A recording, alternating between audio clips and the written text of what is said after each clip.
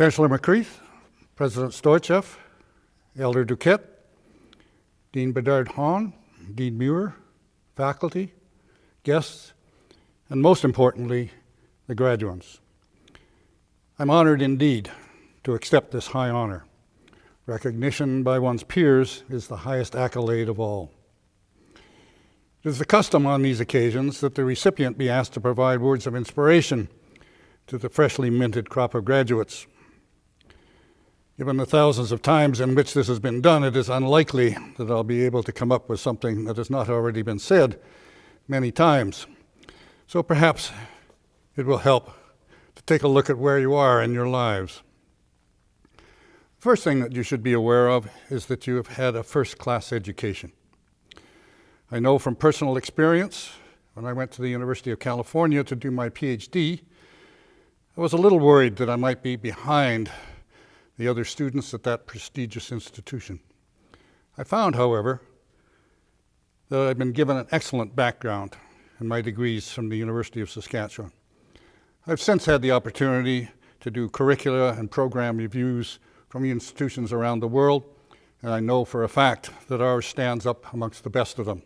So we're proud of your work and your achievements in completing the programs that you have today.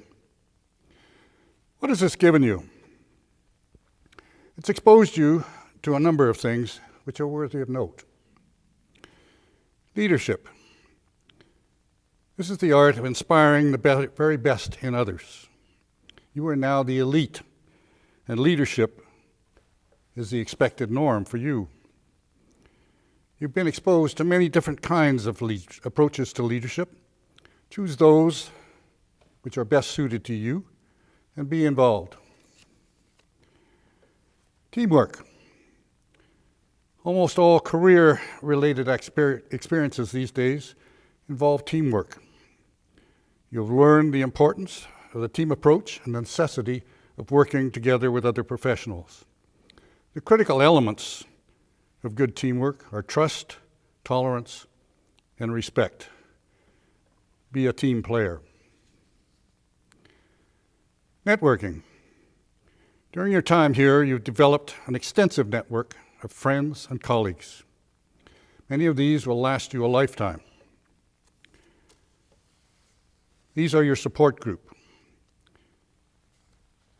Make sure that you nourish and grow these relationships over time and contribute to them in a positive way. Never take them for granted. Communication skills. One of the most important things that we teach you is how to communicate both orally and in written form. The most brilliant thinking in the world is useless if it cannot be communicated to others. Refine this skill for the rest of your lives. Time management. Probably the most critical thing for you to have mastered is time management. You would not have got this far without it. There's a time for work and a time for play. The balance of the two is essential to a fulfilling life. Body of knowledge. You become an expert in a particular field of knowledge. We provide you with many facts and conventions. Some of these are durable and long-lasting. Others are out of date soon after we give them to you. What you need to do is learn to recognize which is which and adjust accordingly. Do not look down your nose at facts. These are the tools with which we think, but remember that they are not immutable. How to learn. This is what any degree is all about. You are now experts in learning about any subject matter under the sun. Use this talent wisely. Critical thinking. The world these days is full of information. We are, in fact, inundated with it. The real trick is to critically evaluate the information and sort out the wheat from the chaff. So make sure that you are constructively critical of all information, but try not to be too cynical. Decision making. The reason that anyone would hire graduates like yourselves is your ability to gather information and to analyze situations. That, however, is the easy part. The difficult part is weighing the pros and cons and reaching a reasoned decision. The easy route is to do nothing, but that is not the right route. Awareness of other places and times. Knowledge of how others have approached the issues of life is a mark of an educated person.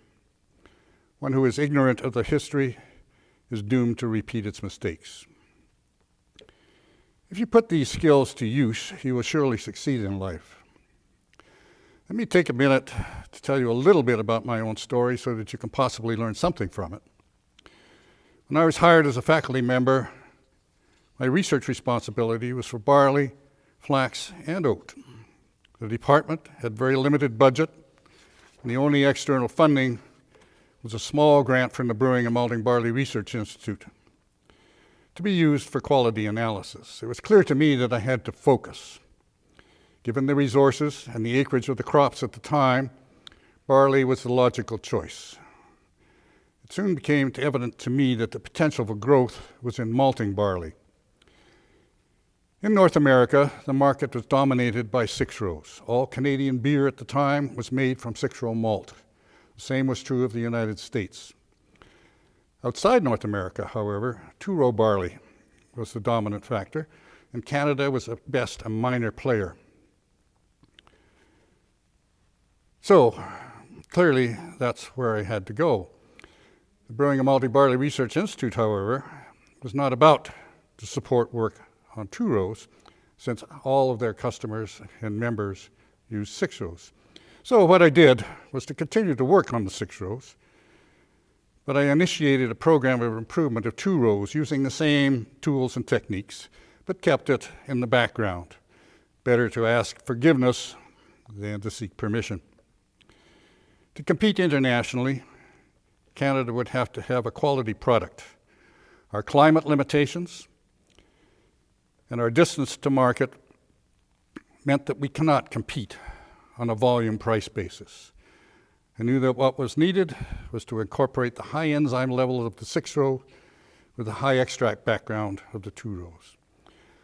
I was successful in doing this, and the variety Harrington was the first product of this research.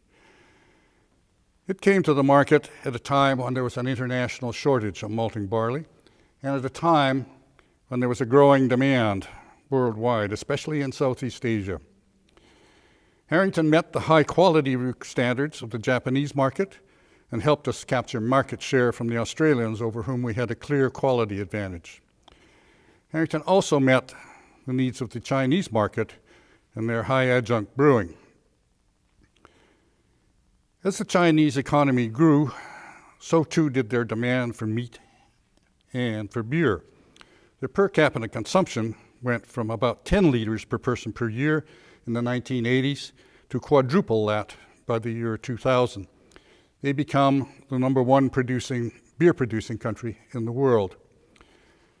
The export demand grew to the point where it took over Canadian production, and the local brewers soon came to realize that they could have greater access to better quality barley if they switched to two rows, which they soon did. Saskatchewan became the major producer of malting barley in Canada and a major player in the world market, a position which it still holds today. The key to success was doing the market research and looking long term, setting the target and sticking to the goal despite resistance from established concerns. Creating an end product, which was what the market demanded, even if at the time they were not aware of it. The end user is always right, but the end user can be influenced by what is available. Create a quality product and produce it at a fair price, and you have the potential for success. Finally, let me conclude with a few remarks about agriculture. As agriculture professionals, you are now part of a proud legacy. Agriculture is the backbone of any civilization. Without it, no civilization could exist. Without it, there would be no written language, there would be no numerical system, and no time for the arts, which so enrich our lives. Through the passion and hard work of your predecessors, they have created a system where we now have the safest, most affordable, most varied, and most nutritious food supply in the history of humankind, despite what you often hear in the popular press. During the 1950s, an average Canadian family spent more than a third of their income on food and rarely, if ever, ate out at a restaurant. Today, that's more in the order of 10%, and that includes eating takeout and restaurant food. Cases of food poisoning are extremely rare. We take for granted that we can get fresh produce of any kind throughout the year. One might argue that, in fact, we've done too good a job. Who amongst us has truly been hungry? Lest we become too complacent, however, we need to remember that even in these times and in this world, more people are negatively impacted by hunger and malnutrition than the combined effects of malaria and HIV, and probably even COVID-19. There's still plenty to do.